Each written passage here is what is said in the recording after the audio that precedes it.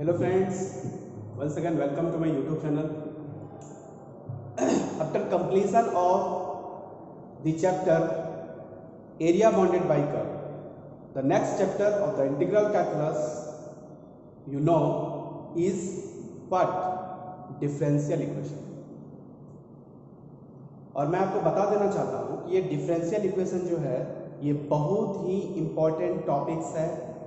Integral calculus का तो topic है ही, लेकिन इंजीनियरिंग में बहुत सारे ऐसे क्वेश्चंस होते हैं जिसमें डिफरेंशियल इक्वेशन का यूज होता है। तो डिफरेंशियल इक्वेशन सिर्फ इंटीग्रल कैलकुलस का एक चैप्टर ही नहीं बल्कि एक ऐसा टॉपिक है जिसमें हम लोग जिसको पढ़ने के बाद हम लोग बहुत सारे ऐसे इंजीनियरिंग प्रॉब्लम्स होते हैं जिसको हम लोग इस चैप्टर के हेल्प से सॉल्व करते हैं। ठीक है, इस आप गौर कीजिए, आपने पढ़ा है पॉलिनोमियल, ठीक है, और पॉलिनोमियल इक्वेशन। तो पॉलिनोमियल इक्वेशन के बारे में क्या बताए थे कि पॉलिनोमियल इक्वेशन एक अलजेब्राइक इक्वेशन होता है, ठीक है, जिसमें क्या होता है कि एक्सपोनेंट, वेरिएबल का जो एक्सपोनेंट होता है वो आपका होल नंबर होता है। ये था आपका पॉलिनोमियल इक्वेशन, ठीक है, जिसको अलजेब्राइक इक्वेशन बोलते हैं। लेकिन अभी आपका क्या नाम है? Differential equation. नाम से ही स्पष्ट है, एक ऐसा इक्वेशन जिसमें डिफरेंशियल इन्वॉल्व हो। सीधा सीधी बात है, डिफरेंशियल का मतलब डिफरेंशियल कोफिशिएंट, और डिफरेंशियल कोफिशिएंट का मतलब होता है जैसे आप dy बाई dx लिखते हैं तो ये आपको पता होना चाहिए, this is called differential coefficient of order 1। d2y by dx का square, this is the differential coefficient of order 2। इसीलिए इसके हेडिंग से ही स्पष्ट है कि डिफरेंशियल इक्वेशन मींस एक ऐसा इक्वेशन जिसमें डिफरेंशियल कोफिशिएंट का होना मैंडेटरी है। बाकी कोई हो या ना हो, लेकिन dy बाई dx का होना जरूरी है, चाहे वो फर्स्ट ऑर्डर का हो, चाहे वो सेकंड ऑर्डर का हो, या फिर वो किसी भी ऑर्डर का हो। क्लियर? तो इसके डेफिनेशंस को हम लोग एक बार रिसाइट करते हैं, इसको पढ़ते हैं हम लोग, देखिए क्या लिखा हुआ है। By the differential equation we, differential equation से हम लोग ये मतलब निकालते हैं an equation involving independent variables. हम लोग शुरू से पढ़ते आ रहे हैं, इंडिपेंडेंट वेरिएबल मतलब x, comma dependent variable y, and the differential coefficient of y with respect to x मतलब dy by dx of any order. Any order मतलब फर्स्ट ऑर्डर का भी हो सकता है, सेकंड ऑर्डर भी हो सकता है, या किसी भी ऑर्डर का हो सकता है। तो वैसे सिचुएशंस में जो भी एक इक्वेशन आपको आएगा उस इक्वेशन को हम लोग बोलते हैं डिफरेंशियल इक्वेशन। सीधा सीधी बात है, डिफरेंशियल इक्वेशन एक ऐसा इक्वेशन है जिसमें इंडिपेंडेंट वेरिएबल होगा, डिपेंडेंट वेरिएबल होगा, और as well as differential coefficient तो होना ही होना है। बिना डिफरेंशियल कोएफिशिएंट का डिफरेंशियल इक्वेशन कैसे बोलेंगे? ये तो वही बात हो गई आंख से अंधा और नाम है नयन सुख, ठीक है। तो ऐसी बात नहीं है।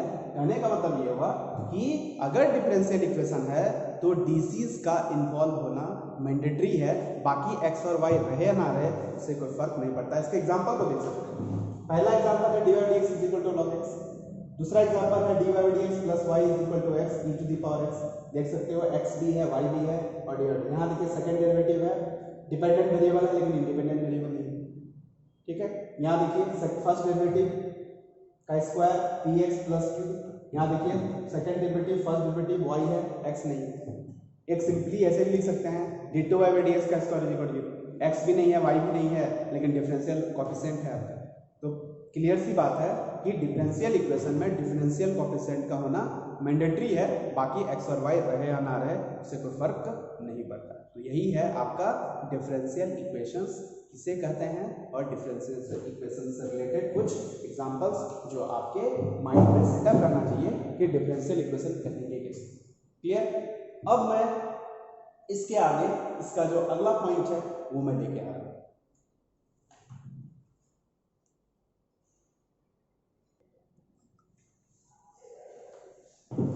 हेलो फ्रेंड्स, अब जो डिफरेंशियल इक्वेशन, जब हम लोग जान लिए कि डिफरेंशियल इक्वेशन क्या है, ठीक है, इसके बाद हम लोग इसका जो अगला पॉइंट है वो आपको मैं बताने जा रहा हूँ। तो डिफरेंशियल इक्वेशन का जो नेक्स्ट पॉइंट होता है वो है इसका डिग्री और ऑर्डर। आपको ऑब्जेक्टिव क्वेश्चन पूछे जाते हैं एग्जाम में कि what is the order of this differential equation, and the next question you have to ask what is the degree of the differential equation. So you must have to know what is the order and what is the degree of the differential equation. So before find out the degree as well as the order, you must have the concept behind it, and you must have the theory behind it. Because before knowing this, without knowing this concept, you must you do not recognize, you do not write the order and degree of the differential equation. So you must have to the concept behind it. So for this we have already written the concepts and what is degree and what is order of the differential equation. You can see the heading is order and degree of differential equation. You can see the order of the highest differential coefficient. Differential coefficient तो आपको पता है dy by dx को हम लोग differential coefficient बोलते हैं. तो अगर dy by dx है तो फर्स्ट ऑर्डर हो गया, d2y by dx का स्क्वायर हो गया तो सेकंड ऑर्डर हो गया.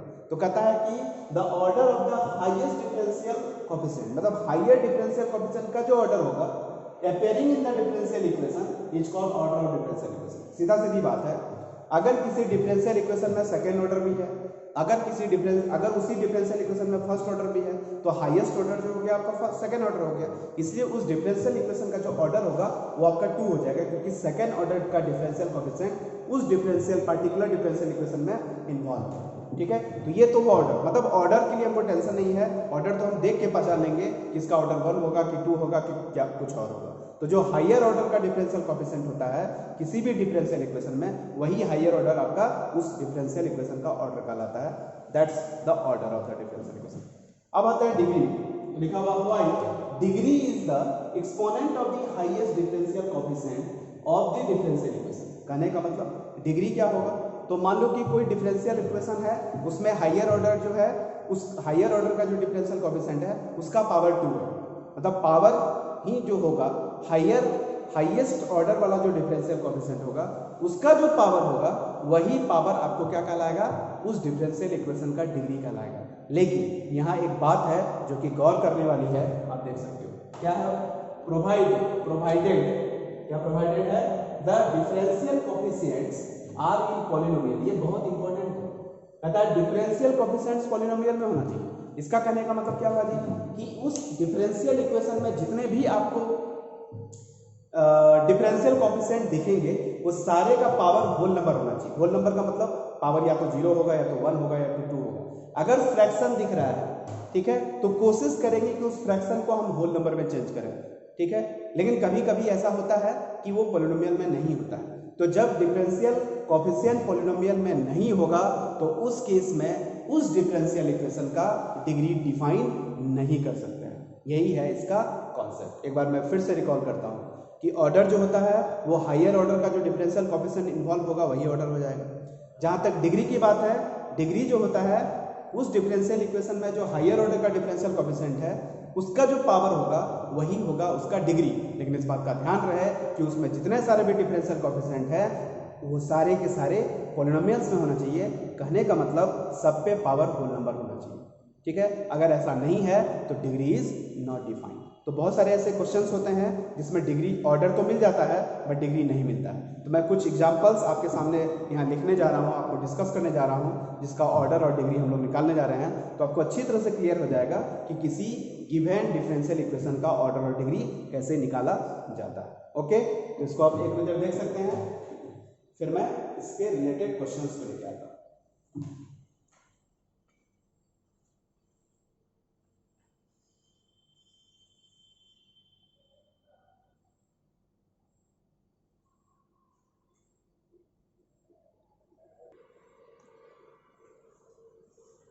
हेलो फ्रेंड्स, क्वेश्चन है आपका, देखिए आप क्वेश्चन लिखा हुआ है, कह रहा find the order and degree of the following differential equation. और ये 3 क्वेश्चन आपके सामने दिख रहा है. ठीक है, और आपको इसमें बताना है कि इसका ऑर्डर और डिग्री क्या होगा. इसका ऑर्डर और डिग्री क्या होगा ये आपको बताना है. ठीक है, चलिए.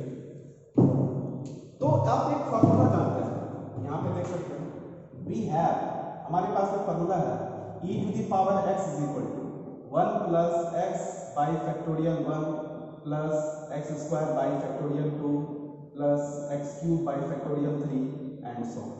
इस फॉर्मूला को रेफरेंस में रखकर आप ये लिख सकते हैं y is equal to this is equal to e to the power, ये हो जाएगा dy by dx. कहाँ से आया, तो इसको एक नंबर, तो फ्रॉम 1 से. ये आप लिख सकते हैं फ्रॉम 1, ठीक है। तो यहाँ से इसको आप चेंज करो तो ये हो जाएगा dy by dx is equal to ये हो जाएगा log y बेस। मतलब जो ये इस तरह से लिखा हुआ था उसको इस फॉर्मूला के हेल्प से आप चेंज करेंगे। आप चाहें तो इसका डिग्री ऑर्डर आराम से बन सकता है।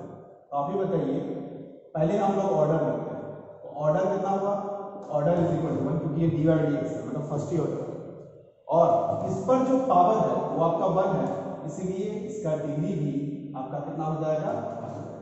मतलब बिना अगर हम अरेंज नहीं करते इस तरह से तो हमको लग रहा है कि ऑर्डर तो 1 है और डिग्री आपका इन्फिनाइट तक जा रहा है, लेकिन आपको बता देते हैं कभी भी डिग्री इन्फिनाइट नहीं होता है, जब भी डिग्री होगा तो फाइनाइट होगा। इसको हम लोग चेंज करके देख लिए तो पता चला कि नहीं डिग्री फाइनाइट है और वो डिग्री 1 है। क्लियर। अब आते हैं सेकंड क्वेश्चन। यहाँ देखो ऑर्डर के लिए कितनी करते हैं, ऑर्डर तो हम एक बार में पता करते हैं। आप ही बताइए, इसमें एक 3 डिग्री वाला डिफरेंशियल कोएफिशिएंट है, एक 1 डिग्री वाला डिफरेंशियल कोएफिशिएंट है, सॉरी एक थर्ड ऑर्डर वाला डिफरेंशियल इक्वेशन है, एक फर्स्ट ऑर्डर वाला डिफरेंशियल इक्वेशन है। ऑर्डर तो होता है हाईएस्ट ऑर्डर होता है, इसलिए यहाँ ऑर्डर 3 है, मतलब ऑर्डर के लिए तो दिक्कत नहीं है। लेकिन जैसे ही हम डिग्री काउंट करने के लिए जाते हैं तो देखते हैं कि पॉलिनोमियल में नहीं है, क्योंकि यहाँ देखो फ्रैक्शन पावर हो गया। तो मैंने आपको पहले भी कहा कि इस केस में हम लोग उसको चेंज कर देते हैं। तो यहाँ पे पावर 2/3 है तो दोनों तरफ 3 पावर चढ़ा देंगे। जैसे ही 3 पावर देंगे तो आपका अल्टीमेटली इतना हो जाएगा, इतना, और ये हो जाएगा dy by dx plus 2 power 3। अब देख सकते हैं जब इसको ब्रेक करोगे तो आपका कहीं भी पावर जो है आपका फ्रैक्शन नहीं है, अब ये पावर आपका होल में बदल गया। मतलब अब जो dy बाई dx है, अब जो तुम्हारा डिफरेंशियल कोएफिशिएंट है वो आपका पॉलिनोमियल में आ गया। तो जब पॉलिनोमियल में आ जाए तब उस केस में कहता है कि हाईएस्ट ऑर्डर वाला का जो पावर होता है वही उसका डिग्री होता है। तो आप ही बताइए डिग्री कितना होगा, ऑब्वियसली डिग्री 2 होगा। तो आप यहाँ पे जाके डिग्री आप लिख सकते हैं और इस क्वेश्चन में इसका डिग्री कितना हो गया, 2 हो गया। चलिए अब आते हैं लास्ट में। ऐसे देखने से ही लग रहा है कि इसका ऑर्डर जो है 2 हो जाएगा, तो ऑर्डर के लिए तो दिक्कत नहीं है आपको, तो ऑर्डर इज इक्वल टू। अब सवाल रहा डिग्री, तो डिग्री के लिए क्या बोला कि डिग्री हम तभी बता सकते हैं जब डिफरेंशियल कोएफिशिएंट आपका पॉलिनोमियल में हो। पॉलिनोमियल का मतलब होता है अलजेब्राइक, और अलजेब्रा में कभी भी लॉगरिथम नहीं आएगा, एक्सपोनेंशियल नहीं आएगा, ट्रिगोनोमेट्रिक नहीं आएगा, इन्वर्स न्यूमेरिक नहीं आएगा, ये 4 चीज नहीं आता है। तो आप बताइए अभी जो dy dx है वो कहाँ लिखा हुआ है, ln में, मतलब लॉगरिथम में। तो इसका मतलब इस बार जो है डिग्री आप डिफाइन नहीं कर सकते। तो यहाँ लिखेंगे finally degree is not defined. Degree क्यों नहीं डिफाइन हुआ, तो आप कह सकते हैं कि यहाँ dy बाई dx मतलब डिफरेंशियल कोएफिशिएंट जो है पॉलिनोमियल में नहीं है, इसलिए डिग्री डिफाइन नहीं होगा। तो ऑर्डर तो हम आराम से बता देंगे, लेकिन डिग्री के लिए थोड़ा सा मेहनत करना रहता है, जो कि आप इस 3 क्वेश्चन में देख सकते हो। कुछ और क्वेश्चंस देखिए जिसका हम लोग डिग्री और ऑर्डर निकालें, ठीक है।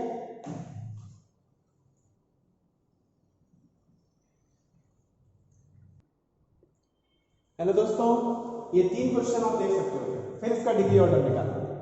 अब बताइए तो ये देखिए यहाँ ये है सेकंड ऑर्डर का डेरिवेटिव डिफरेंशियल कोएफिशिएंट और ये है फर्स्ट ऑर्डर का। ऑर्डर के लिए तो हमको दिक्कत नहीं है, ऑर्डर आपका हो जाएगा 2 क्योंकि एक फर्स्ट ऑर्डर है एक सेकंड ऑर्डर है, तो ऑर्डर 2 हो जाएगा, हाईएस्ट ऑर्डर वाला ही ऑर्डर।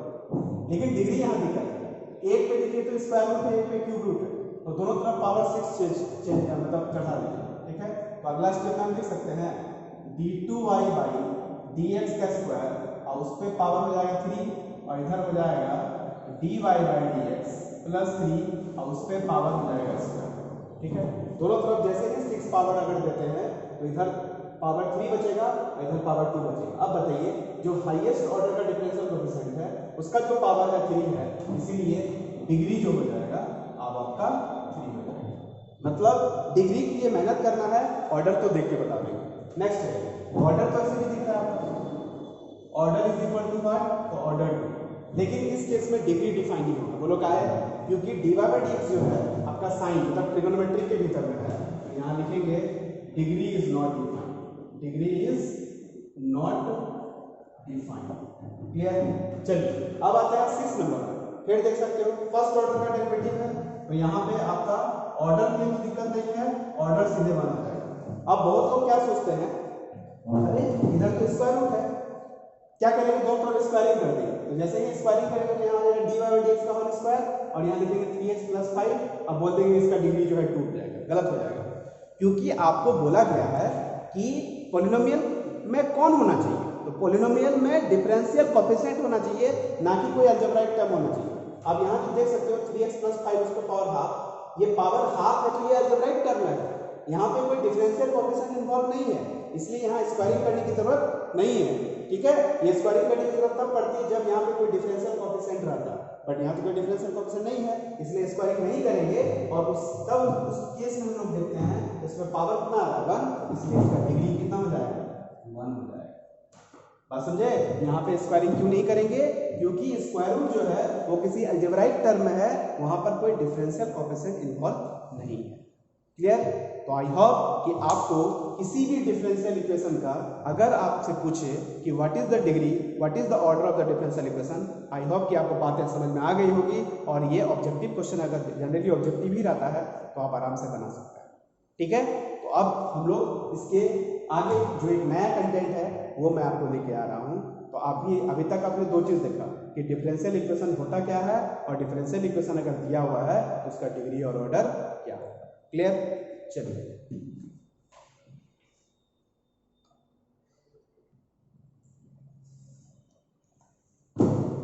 हेलो फ्रेंड्स, अब डिफरेंशियल इक्वेशन को आगे बढ़ाते हुए डिफरेंशियल इक्वेशन के हम लोग थर्ड पार्ट में जाते हैं। तो तीसरा जो अभी पहला जो है डिफरेंशियल इक्वेशन क्या था वो देख लिए, दूसरा जो है ऑर्डर डिग्री क्या होता है ये हम लोग जान लिए, पहचान लिए कैसे निकाला जाता है, मेथड पता होगा।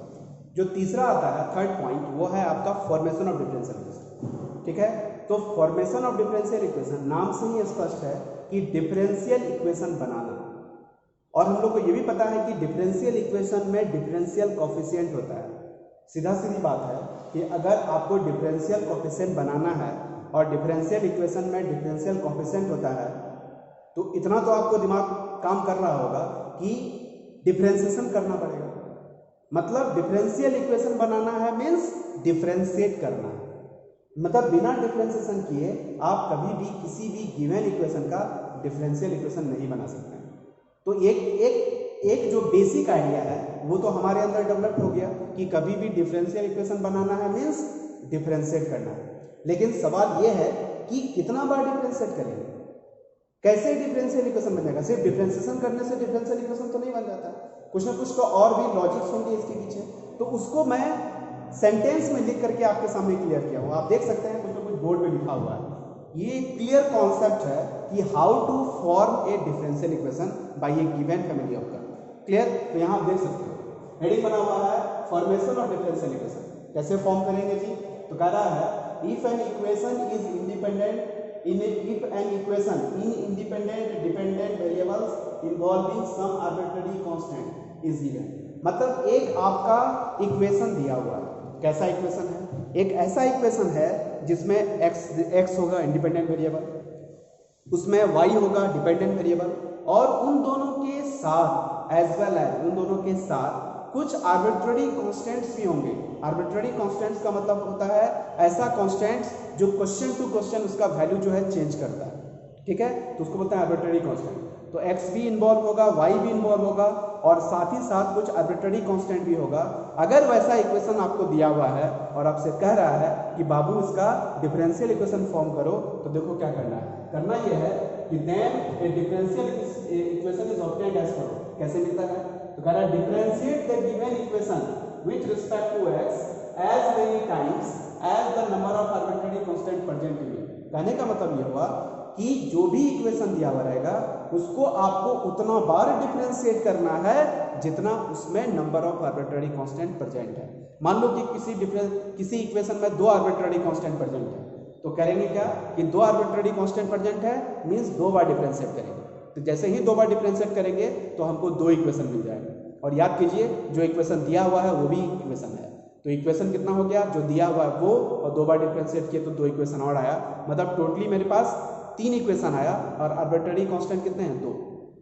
एक हमको लॉजिक पता है, मैथमेटिकल लॉजिक, कि अगर मेरे पास 2 आर्बिट्ररी कांस्टेंट है और 2 आर्बिट्ररी कांस्टेंट से रिलेटेड 3 इक्वेशन है, तो हम लोग क्या कर सकते हैं? उस आर्बिट्ररी कांस्टेंट को एलिमिनेट कर सकते हैं। ऐसा मैथमेटिकल लॉजिक कर रहा है। कहने का मतलब ये हुआ कि जैसे ही हम 2 बार, मतलब जितना आर्बिट्ररी कांस्टेंट है उतना बार डिफरेंशिएशन कर दिए तो उतना इक्वेशन मिल गया, और एक इक्वेशन ऑलरेडी आपको दिया हुआ था। सबके हेल्प से हम लोग क्या करते हैं सेकंड स्टेप में, इलिमिनेट द आर्बिट्रेरी कांस्टेंट। तो ये इतना लिखना जितना आसान है, करना उतना आसान नहीं है। इलिमिनेट करने के लिए आपको अच्छा खासा मेहनत करना पड़ेगा, अच्छा खासा वर्कआउट करना पड़ेगा। इसका मतलब आपको उस जितने भी आर्बिट्रेरी कांस्टेंट है उसको आपको इलिमिनेट करना है, मतलब उसको आपको गायब करना, उसको आपको हटाना है। जैसे ही आप हटा दीजिएगा तो बाकी जो बचा हुआ टर्म रहेगा, तो इतना तो क्लियर है कि कैसा रहेगा, तो डिफरेंशियल कोएफिशिएंट रहेगा और x रहेगा, y रहेगा। और डिफरेंशियल कोएफिशिएंट के बारे में ये ना पढ़े थे कि डिफरेंशियल इक्वेशन के बारे में क्या पढ़े थे कि डिफरेंशियल इक्वेशन एक ऐसा डिफरेंशियल इक्वेशन होता है, एक ऐसा इक्वेशन होता है जिसमें x रहता है, y रहता है और डिफरेंशियल कोएफिशिएंट रहता है। तो जैसे ही इलिमिनेट करोगे तो इलिमिनेट करने के बाद जो आंसर आता है उसको बोलते हैं इलिमिनेंट। क्या बोलते हैं उसको? इलिमिनेंट। तो जो फाइनली इलिमिनेंट आएगा वही आपका रिक्वायर्ड डिफरेंशियल इक्वेशन होगा, क्योंकि उस इलिमिनेंट में या तो x दिखाई पड़ेगा या तो y दिखाई पड़ेगा। अगर ज़्यादा से ज़्यादा दिखाई पड़ेगा तो डिफरेंशियल कोएफिशिएंट रहेगा, कोई आर्बिट्रेरी कांस्टेंट इन्वॉल्व नहीं रहेगा। इसी को हम लोग बोलते हैं डिफरेंशियल इक्वेशन। और इस तरह से किसी भी गिवन इक्वेशन का डिफरेंशियल इक्वेशन बनाया जाता है या फॉर्म किया जाता है। एक बार फिर से बता देता है, जो भी इक्वेशन दिया हुआ रहेगा उसमें देखिए कि पहले कितना आर्बिट्रेरी कांस्टेंट है। अगर उसमें 2 आर्बिट्रेरी कांस्टेंट है तो 2 बार डिफरेंशिएट कीजिए, उसके बाद 2 इक्वेशन वहाँ मिल गया, जो दिया हुआ इक्वेशन है वो एक इक्वेशन हुआ। तीनों के हेल्प से आप दोनों आर्बिट्रेरी कांस्टेंट को एलिमिनेट कर लीजिए। जैसे ही एलिमिनेट करेंगे तो एक इक्वेशन आएगा जिसको हम लोग बोलते हैं इलिमिनेंट, और वही फाइनल इलिमिनेंट आपका डिफरेंशियल इक्वेशन हो जाएगा। यही है मेथड, यही है स्ट्रेटजी क्या करने का, तो डिफरेंशियल इक्वेशन के फॉर्म करने का। क्लियर? तो इस पर रिलेटेड कुछ क्वेश्चन देखते हैं, आपको क्लियर हो जाएगा कि डिफरेंशियल इक्वेशन कैसे बनाते हैं। क्लियर? चलिए इसको एक बार रीड कीजिए, फिर मैं आगे बात करूं।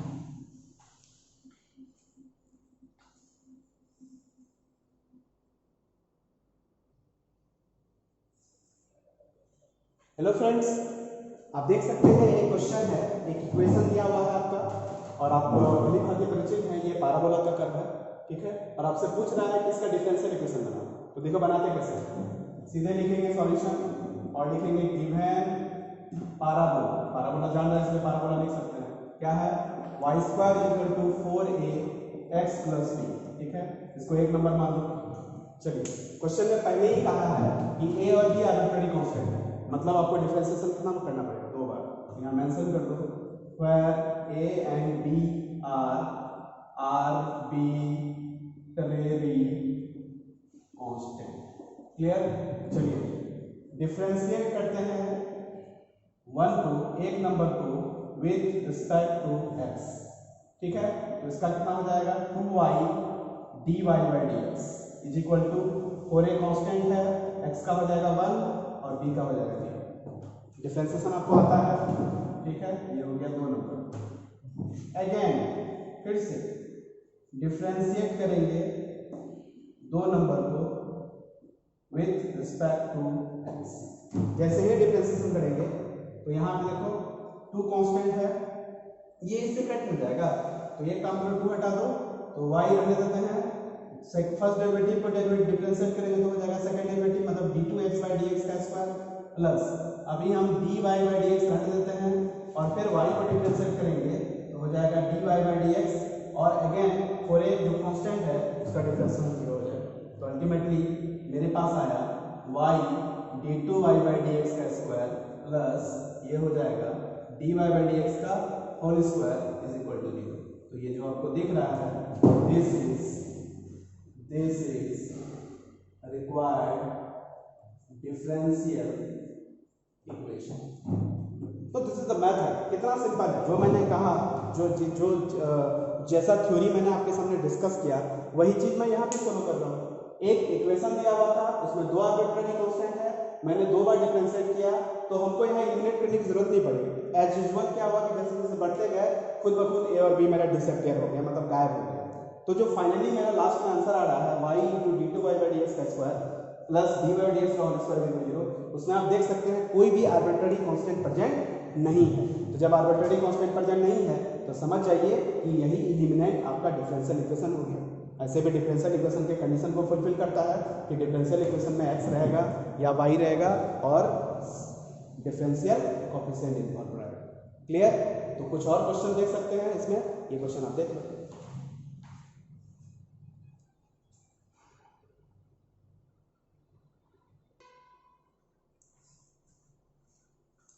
हेलो फ्रेंड्स, एक क्वेश्चन आपके सामने लिखा हुआ है, देख सकते हैं x y is equal to a into e to the power x plus b into e to power minus x, और आपसे पूछ रहा है कि इसका डिफरेंशियल इक्वेशन बनाइए। सीधा सीधी बात है, जो भी फैमिली ऑफ कर्व दिया हुआ है उसमें दो आर्बिट्रेरी कांस्टेंट दिख रहे हैं। यहाँ देखिए गिवन फैमिली क्या है आपका, तो x y is equal to a into the power x plus b into power minus x. इसको हमारे करके where A and B are arbitrary constant, ये आपका एक नंबर है। इसको आप डिफरेंशिएट कर दीजिए विथ रिस्पेक्ट टू x, ठीक है। तो आप लिख सकते हैं यहाँ पे differentiate with respect to x। जैसे ही डिफरेंशिएशन करोगे तो यहाँ u इंटू v वाला कॉन्सेप्ट लग जाएगा, तो x को रहने देते हैं, y का differentiation dy by dx plus अभी हम y को रहने देते हैं और x का डिफरेंशिएशन 1 हो जाता है u इंटू v। चलिए यहाँ a कांस्टेंट है, e to the power x का differentiation e to the power x plus b constant है, e to the power minus x का हो जाता है minus of e to the power minus x। तो इसको आप लिख सकते हैं a e to the power x minus b e to the power minus x। ये आपका दो नंबर हो गया। अब आप दो नंबर को फिर से डिफरेंशिएट करें, यहाँ लिखेंगे differentiate to with respect to x। Clear? फिर बोलिए यहाँ u इंटू v लगेगा, तो x को रहने देते हैं और फर्स्ट डेरिवेटिव का डेरिवेटिव मतलब सेकंड डेरिवेटिव मतलब d2y बाई dx का स्क्वायर प्लस अभी हम dy बाई dx को रहने देते हैं और x को डिफरेंशिएट करेंगे तो 1 हो जाएगा प्लस फिर यहाँ जो y है इसको डिफरेंशिएट करेंगे तो हो जाएगा dy बाई dx। अल्टीमेटली फिर यहाँ जो डिफरेंशिएट करेंगे तो a constant e to the power x और माइनस b और e to the power minus x का माइनस x, तो अल्टीमेटली हो जाएगा minus minus b e to the power minus x। इसको थोड़ा सजा दीजिए, यहाँ हो गया x d2y बाई dx का स्क्वायर प्लस ये दोनों सेम है तो twice of dy by dx is equal to, आप जरा सा गौर से देख सकते हैं एक नंबर वन नंबर का जो एलएचआरएचएस वाला पार्ट था a e to the power x plus b e to the power minus x, तो उसके बदले में हम xy लिख सकते हैं कि नहीं? आराम से लिख सकते हैं। तो इसके प्लेस में हम xy लिख सकते हैं, कहां से आया? फ्रॉम एक नंबर से। अब बताइए जो ये जो लास्ट वाला टर्म आया आपका, इसमें कहीं भी a और b दिख रहा है क्या? नहीं दिख रहा है। इसका मतलब यही आपका क्या हो जाएगा? रिक्वायर्ड डिफरेंशियल इक्वेशन हो जाएगा। और यहाँ देख सकते हैं this is required differential equation. So कितना आसान है, मतलब कभी कभी ऐसे भी क्वेश्चंस आते हैं हम लोग को उस केस में एलिमिनेट करने की जरूरत नहीं पड़ती है, अपने आप एलिमिनेट हो जाता है। जैसे यहाँ पे भी ऐसा तो नहीं है कि एलिमिनेट नहीं किए, लेकिन हमको ज़्यादा परेशानी नहीं हुआ, आपको ज़्यादा मतलब क्या कहते हैं ज़्यादा सोचना नहीं पड़ा। लेकिन कुछ कुछ क्वेश्चन ऐसे होते हैं जिसमें आपको थिंक करना पड़ता है, ठीक है। तो ये एक डिफरेंशियल इक्वेशन का क्वेश्चन था जिसमें एक फैमिली ऑफ कर्व दिया हुआ है और उसको आपको डिफरेंशियल इक्वेशन बनाना है। मेथड वही फॉलो हो रहा है। सबसे पहले काउंट कर लीजिए कितना आर्बिट्रेरी कांस्टेंट है, उतना बार डिफरेंशिएट कर दीजिए, जो दिया हुआ इक्वेशन है वो है। अब बाकी दो बार डिफरेंशिएशन करेंगे तो दो इक्वेशन और आ गया, और उन तीनों के हेल्प से a और b को एलिमिनेट कर दो, जो एलिमिनेट होगा वही आपका फाइनल डिफरेंशियल इक्वेशन हो जाएगा। आप देख सकते हैं, ठीक है, मैंने बना दिया इसको।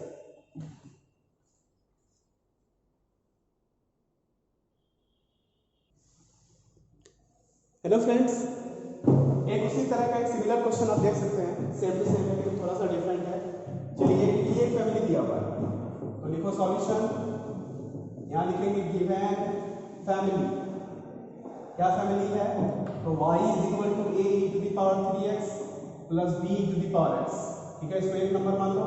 और यहाँ पता चल रहा है कि where a and b are arbitrary constant, ठीक है। चलिए तो डिफरेंशिएट कीजिए with respect to x, differentiate करो विद रिस्पेक्ट टू x। तो जैसे ही डिफरेंशिएट करेंगे तो यहाँ हो जाएगा dy बाई dx, और यहाँ हो जाएगा कितना हो जाएगा 3a e to the power 3x chain rule के हिसाब से, और ये हो जाएगा b e to the power x। ये हो गया दो नंबर। फिर इसको डिफरेंशिएट करें, यहाँ लिखेंगे differentiate number 2 with respect to x। जैसे ही डिफरेंशिएट करेंगे तो फिर यहाँ फर्स्ट डेरिवेटिव का डेरिवेटिव तो हो जाएगा सेकंड डेरिवेटिव, और दिस इज इक्वल टू यहाँ हो जाएगा 9a e to the power 3x chain rule से, फिर b into e to power x। ये हो गया आपका 3 नंबर। अब हमको क्या करना है, यहाँ थोड़ा सा दिमाग लगाना है। देखो हम लोग क्या कर रहे हैं, ऑपरेट कर रहे हैं। क्या ऑपरेशन है मेरा? ऑपरेशन ये है कि जो सेकंड नंबर है ना उसको 4 से मल्टीप्लाई करना है, और जो फर्स्ट नंबर है ये लिखेंगे थर्ड नंबर ठीक है, -4 इंटू सेकेंड नंबर और +3 इंटू फर्स्ट नंबर। ऐसा करने से बेनिफिट है, ये हो जाएगा -12 और ये हो जाएगा 3 और ये हो जाएगा 9। 9 और 3 कितना होता है, 2 3 12 -12 खत्म। यहाँ देखिए ये हो गया 3b और ये हो जाएगा 4b और यहाँ -4 खत्म हो जाएगा। तो अल्टीमेटली कितना आ रहा है आपका, ये आ जा रहा है d2y/dx का square -4 into dy/dx plus 3y is equal to 0। मतलब अगर आप ये ऑपरेशन परफॉर्म करते हैं तो आपका a और b जो है एलिमिनेट हो जाता है। तो ये जो फाइनली आया यही आपका क्या है, this is required differential equation. Clear?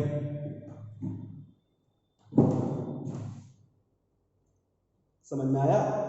बहुत इजी है, प्रोसेस वही फॉलो कर रहे हैं, कोई नया कॉन्सेप्ट तो है नहीं, प्रोसेस वही है, कॉन्सेप्ट भी वही है, बस वर्कआउट करना है। ठीक है, कुछ और क्वेश्चन देखते हैं, तब तक इसको देखते हैं।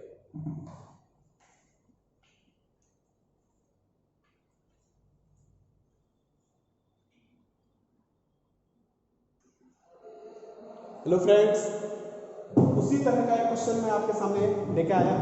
ये क्वेश्चन देख सकते हैं, एक फैमिली दिया हुआ है c into y plus c का whole square is equal to x3 और इस फैमिली का आपको क्या करना है, डिफरेंशियल इक्वेशन बनाना है।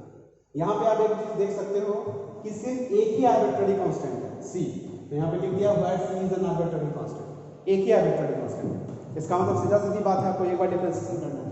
चलिए, तो ये आपका जो है फैमिली है, जैसे ही इसको डिफरेंशिएट किए तो इतना है, यहाँ से c का वैल्यू निकाल के हम लोग यहाँ पे डालें। जैसे ही c का वैल्यू सब्स्टिट्यूट किए हैं, इसको सिंप्लीफाई किए तो y प्लस c का वैल्यू आ गया और फिर यहाँ से y का वैल्यू आ गया, सिर्फ c का वैल्यू आ गया, y आपका इधर चल गया। अब ये y प्लस c और c का जो वैल्यू है हम दोनों क्या करते हैं, एक नंबर में डाल देते हैं। यही यूजिंग 3 and 4 in 1, मतलब हम क्या किए कि c और y प्लस c का जो वैल्यू आया उसको हम यहाँ सब्स्टिट्यूट कर दिए, तो c वाला टर्म गायब हो गया। मतलब जो भी c आर्बिट्ररी कांस्टेंट था वो आपका इलिमिनेट हो गया। तो जो इलिमिनेट हुआ वही आपका क्या है, फाइनल डिफरेंशियल इक्वेशन है। तो ये जो आपको दिख रहा है यही है आपका डिफरेंशियल इक्वेशन। एक चीज और गौर कीजिएगा, जितना आर्बिट्ररी कांस्टेंट ऑर्डर भी उतना ही होगा। तो आप कहीं देख सकते हैं इसमें जब भी जहां भी होगा वो फर्स्ट ऑर्डर का ही डिफरेंशियल कोएफिशिएंट आएगा। आपको दिख रहा है dy/dx ही आ रहा है, कहीं भी d2y/dx का नहीं आया क्योंकि सेकंड ऑर्डर का डिफरेंशिएशन हुआ ही नहीं है। क्लियर?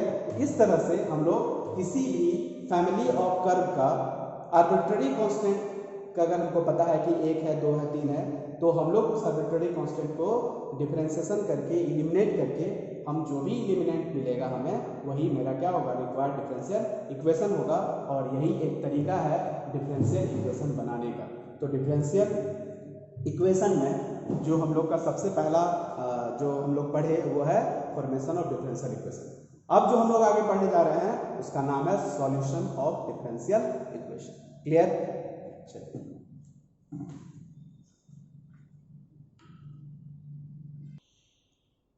हेलो फ्रेंड्स,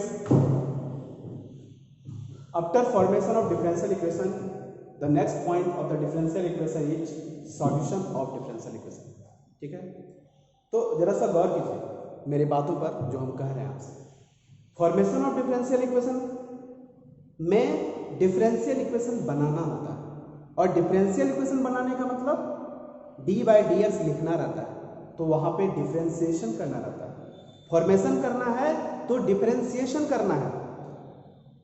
अब सवाल है सॉल्यूशन करना है तो डिफरेंशिएशन का रिवर्स प्रोसेस मतलब इंटीग्रेशन करना है। बात समझ आ रही है? इसका मतलब ये हुआ कि कभी भी किसी डिफरेंशियल इक्वेशन का सॉल्यूशन निकालना है मींस इंटीग्रेशन करना है। Without integration we can't find the solution of a differential equation. So it is clear, to formation of a differential equation we have to differentiate, and to find the solution of a differential equation we have to integrate. Clear? अब एक नजर यहाँ पे जो लिखे हैं उसको देखिए। The solution of a differential equation is the relation between the variables and the equation, ठीक है, of the equation। मतलब सॉल्यूशन एक इक्वेशन होता है जिसमें वेरिएबल्स के बीच में रिलेशन होता है। ठीक है, सीधा सीधी बात है, सॉल्यूशन एक रिलेशन होगा जिसमें वेरिएबल्स के बीच का रिलेशन होगा। इस बात का ध्यान रहे कि सॉल्यूशन में कभी भी डेरिवेटिव नहीं रहता है, not containing the derivative. Solution में डिफरेंशियल कोएफिशिएंट नहीं रहेगा। अगर वो डिफरेंशियल कोएफिशिएंट रहेगा तो फिर वो डिफरेंशियल इक्वेशन कहलाएगा, उसका सॉल्यूशन नहीं कहलाएगा। चलिए एक और बात, लेकिन डिफरेंशियल तो डेरिवेटिव तो इन्वॉल्व नहीं रहता है, लेकिन इस बात का ध्यान रहे कि जिस भी डेरिवेटिव का वो सॉल्यूशन रहा होगा तो उस डेरिवेटिव को क्या करेगा, सेटिस्फाई करेगा। तो यही चीज लिखे हैं, but satisfy the given differential equation. ठीक है, तो कभी भी हमको किसी भी डिफरेंशियल इक्वेशन का सॉल्यूशन चाहिए तो मीन्स उसको इंटीग्रेट करेंगे और जो भी सॉल्यूशन आएगा वो 100% डिफरेंशियल इक्वेशन को सेटिस्फाई करेगा जिस डिफरेंशियल इक्वेशन का वो सॉल्यूशन होता है। जस्ट लाइक ट्रिगोनोमेट्रिकल इक्वेशन में भी वही बात है, ट्रिगोनोमेट्रिकल इक्वेशन में वो एंगल सॉल्यूशन कहलाता था जो कि गिवन डिफरेंशियल इक्वेशन को सेटिस्फाई करता था। बात भी यहीं पे, यहाँ सेम टू सेम बात है। क्लियर? चलिए आपको एक एग्जांपल दिखाता हूँ। हमने एक डिफरेंशियल इक्वेशन लिया d2/dx का स्क्वायर, इसको हम लिख सकते हैं d/dx और d/dx of dy/dx is equal to 0। ये वाला जो dx है इसको इधर भेज दीजिए और इंटीग्रेशन कर दीजिए, तो ये हो गया डेरिवेटिव, ये हो गया एंटी डेरिवेटिव, तो सीधा सीधी लेफ्ट हैंड साइड में बचेगा dy/dx और इसी इंटीग्रांड का वैल्यू 0 तो इंटीग्रल 0 अल्टीमेटली 0। लेकिन क्योंकि ये डिफरेंट इंटीग्रेशन का क्वेश्चन था तो कांस्टेंट ऑफ इंटीग्रेशन आएगा, तो हमने एक कांस्टेंट ऑफ इंटीग्रेशन c लिख दिया। फिर ये जो dx है इसको आप राइट हैंड साइड में दीजिए, तो हो जाएगा dy is equal to c dx, integrate कर दीजिए, तो यहाँ पे फिर डेरिवेटिव एंटी डेरिवेटिव खत्म, बचा y इज इक्वल टू, यहाँ हो गया cx, कांस्टेंट है तो cx प्लस एक नया कांस्टेंट, क्योंकि फिर इंडेफिनिट इंटीग्रेशन है तो एक नया कांस्टेंट। तो आप देख सकते हैं यहाँ पर एक रिलेशन आया वेरिएबल्स के टर्म x और y के टर्म। तो ये जो रिलेशन आपको दिख रहा है, ये जो इक्वेशन आपको दिख रहा है, यही इक्वेशन आपका क्या कहलाएगा, सॉल्यूशन कहलाएगा। लेकिन ये सॉल्यूशन किसका सॉल्यूशन हुआ, तो इस डिफरेंशियल इक्वेशन का। कैसे ये सॉल्यूशन मिला, तो देखिए आप इंटीग्रेट किए, कितना बार इंटीग्रेट किए, आप देख सकते हैं 2 बार इंटीग्रेट किए। क्यों 2 बार इंटीग्रेट किए, क्योंकि यहाँ पे सेकेंड ऑर्डर का डिफरेंस है। मतलब बहुत सारा क्वेश्चन का आंसर जो है इस एग्जाम्पल में आपको मिल जा रहा है। कहने का मतलब ये हुआ कि किसी भी डिफरेंशियल इक्वेशन का सॉल्यूशन चाहिए तो उस डिफरेंशियल इक्वेशन को आपको इंटीग्रेट करना पड़ेगा। सवाल है कि कितना बार इंटीग्रेट करना पड़ेगा, तो उतना बार करेंगे जितना उसका ऑर्डर रहेगा। एक बात और, जो भी सॉल्यूशन आएगा उसमें उतने ही आर्बिट्ररी कांस्टेंट रहेंगे जितना कि उसका ऑर्डर है। तो ऑर्डर इसका कितना है 2, तो जरा सा देख सकते हैं जो सॉल्यूशन आया है उसमें भी 2 आर्बिट्ररी कांस्टेंट है c और k। तो ये जो y is equal to cx plus k है, यही आपका सॉल्यूशन कहलाएगा किसका, तो ये d2/dx square is equal to 0 का एक डिफाइंड डिफरेंशियल इक्वेशन है। इसका मैंने सॉल्यूशन निकाल के बता दिया और आपको प्रोसेस भी बता दिया कि सॉल्यूशन हम लोग कैसे निकालते हैं। तो सीधा सीधी बात है, फॉर्मेशन करते वक्त डिफरेंशिएशन करना है और सॉल्यूशन करते वक्त इंटीग्रेशन करना है। वहाँ भी क्लियर था कि फॉर्मेशन करते वक्त उतना बार डिफरेंशिएशन करना है जितना उसका आर्बिट्ररी कांस्टेंट इन्वॉल्व है। सॉल्यूशन निकालते वक्त ये भी क्लियर है कि उतना बार आपको इंटीग्रेट करना है जितना आपका ऑर्डर ऑफ डिफरेंशियल इक्वेशन है, और सॉल्यूशन में उतने ही आर्बिट्ररी कांस्टेंट रहेंगे जितना कि उसका ऑर्डर होगा। तो बहुत सारी बातें हैं जो इसको पढ़ने से आपका क्लियर हो जाता है। तो यही है solution of the differential equation. ठीक है, अब जो है सॉल्यूशन 3 तरह का होता है, वो मैं आपको बताता हूँ कि किस किस तरह का होता है।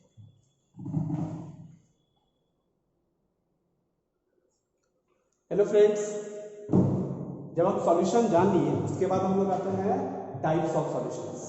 तो बेसिकली 3 तरह का टाइप्स होता है डिफरेंशियल इक्वेशन का। एक होता है जनरल सॉल्यूशन, एक होता है दूसरा होता है पार्टिकुलर सॉल्यूशन, तीसरा होता है सिंगुलर सॉल्यूशन। आप देख सकते हो जनरल सॉल्यूशन को ही हम लोग बोलते हैं कंप्लीट इंटीग्रल। चाहे आप जनरल सॉल्यूशन बोलो या फिर कंप्लीट इंटीग्रल बोलो, बात सही है। क्या है मतलब इसका, कह रहा है it is the relation between the variables which contains the same number of arbitrary constant as the order of differential equation. अगर आप किसी डिफरेंशियल इक्वेशन को सॉल्व करते हैं तो आपको पहले बता देते हैं कि सबसे पहला जो सॉल्यूशन आएगा वही आपका जनरल सॉल्यूशन होता है, क्योंकि उस सॉल्यूशन में उतने ही number of arbitrary constant involve होते हैं जितने कि उसका उस डिफरेंशियल इक्वेशन का ऑर्डर हो जाता है। क्लियर? इसलिए सबसे पहले किसी भी डिफरेंशियल इक्वेशन का सॉल्यूशन करते हैं तो जो भी हम लोग को सॉल्यूशन मिलता है वो हमारा जनरल सॉल्यूशन होता है, उसी को हम लोग कंप्लीट इंटीग्रल बोलते हैं। नंबर आते हैं पार्टिकुलर सॉल्यूशन। अगला नंबर, नाम से ही स्पष्ट है पार्टिकुलर सॉल्यूशन मतलब पार्टिकुलर डाटा डालेंगे, तो यही चीज लिख रहा है कि this solution is obtained from general solution. जो भी सॉल्यूशन मिलेगा सारा का सारा जनरल से ही मिलेगा। ठीक है, तो ये पार्टिकुलर सॉल्यूशन भी जनरल सॉल्यूशन से ही मिलता है, जो कि क्या करने पर मिलता है, तो assigning the particular values of to the arbitrary constant in the general solution. General solution में क्या करते हैं, आर्बिट्ररी कांस्टेंट की जगह में कोई पार्टिकुलर डाटा डाल देंगे तो उसके करस्पॉन्डिंग जो पार्टिकुलर आंसर मिलेगा वही पार्टिकुलर आंसर आपका पार्टिकुलर सॉल्यूशन कहलाता है। And third one, the last one is singular solution. नाम से ही स्पष्ट है, सिंगुलर मतलब इकलौता, मतलब उससे कभी 2 नहीं 3 4 5 नहीं बनाया जा सकता है, सिंगल टर्म होगा। इसका मतलब सीधा सीधी बात है, कोई आर्बिट्ररी कांस्टेंट प्रेजेंट उसमें हो ही नहीं सकता है, सीधा सीधी बात है। तो यही चीज लिख रहा है कि there is no arbitrary constant present in the solution of the differential in the solution of the differential equation is called singular solution. ठीक है, मतलब सिंगुलर सॉल्यूशन एक ऐसा सॉल्यूशन है डिफरेंशियल इक्वेशन का कि जिसमें कोई आर्बिट्ररी कांस्टेंट रहेगा ही नहीं, सीधा सीधी बात है। और वो भी जो सॉल्यूशन होगा singular solution, this is also obtained from the general solution. Clear, तो ये भी जनरल सॉल्यूशन से ही मिलेगा। तो इस तरह से हम लोग देख लिए कि किसी भी डिफरेंशियल इक्वेशन का सॉल्यूशन कैसे निकालते हैं और साथ ही साथ कितने तरह के सॉल्यूशंस होते हैं। तो इस लेक्चर में मैं एक बार आपको समरी कर देता हूँ। सबसे पहले हम लोग पढ़े क्या कि डिफरेंशियल इक्वेशन क्या है, उसके बाद हम लोग पढ़े डिफरेंशियल इक्वेशन में ऑर्डर और डिग्री कैसे निकालते हैं, उसके जस्ट बाद पढ़े फॉर्मेशन ऑफ डिफरेंशियल इक्वेशन, उसके बाद हम लोग पढ़े सॉल्यूशन ऑफ डिफरेंशियल इक्वेशन, और लास्ट में हम लोग जाके पढ़े कि कितने तरह के सॉल्यूशंस होते हैं। ठीक है, तो आज का लेक्चर और ये जो लेक्चर है मैं यहीं एंड करता हूँ। बहुत बहुत धन्यवाद आप लोगों का मुझे बहुत ध्यान से सुनने के लिए। और क्योंकि ये फर्स्ट लेक्चर है, किसी भी क्लास का फर्स्ट लेक्चर, किसी भी टॉपिक्स का पहला जो लेक्चर होता है वो बहुत इंपॉर्टेंट होता है। अगर आप पहला लेक्चर नहीं पढ़ते हैं और सीधे सेकंड लेक्चर से एंट्री करते हैं तो आपको क्या होगा कि बहुत सारे परेशानियों का सामना करना पड़ेगा, और ऐसा भी हो सकता है कि वो चैप्टर आपको समझ में ना आए। इसलिए कभी भी किसी चैप्टर का पहला जो टॉपिक होता है, पहला जो लेक्चर होता है, वो सुनना, वो जानना, वो देखना बहुत ज़रूरी है, ताकि आप आगे का जो इसके बाद का जो लेक्चर है वो अच्छी तरह से समझ सकते हैं। ठीक है, तो थैंक यू सो मच।